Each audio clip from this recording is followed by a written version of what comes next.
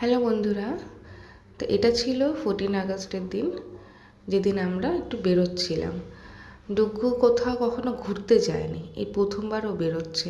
বাড়ির আশেপাশেও বেরিয়েছে, কিন্তু 9 মাস ধরে ঘরেই থাকতো, কখনো কোথাও ঘুরতে যায়নি।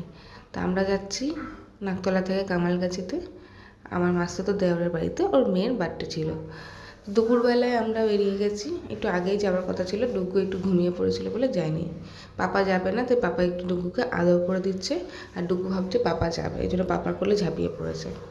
কিন্তু ওকে বোঝালাম যে পাপা যাবে না, তো আমার কোলে আবার চলে এসছে।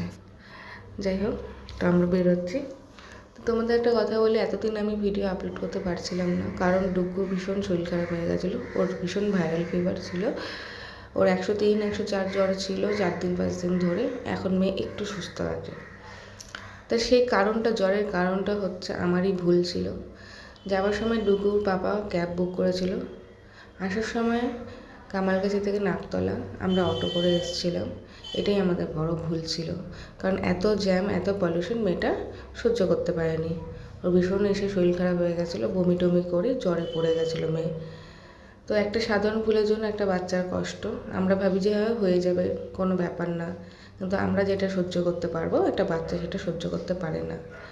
যাই হোক, আমি প্রথমবার টুকুকে ক্যাবে নিয়ে ভাবলাম যে বসবে, দেখবে বাইরের দৃশ্য, কিন্তু তা নয়।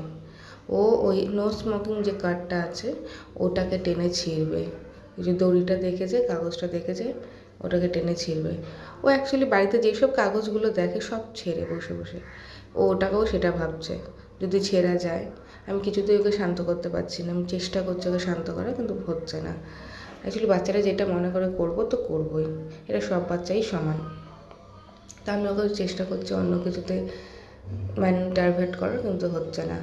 বাইরের জিনিস দেখাচ্ছি, জানলা দেখাচ্ছি, কিছুতেই ও কিছু শুনছে না। ও ওটাই ধরবে, ওটাই ছিঁড়বে। লাস্টে সিট বেল্ট দিচ্ছি, সেটাও ধরবে না, ওই কাঠটাই ছিঁড়বে, ওখানেই যাচ্ছে। তো পরের ভিডিওতে আবার দেখা হবে। Tata, bye bye.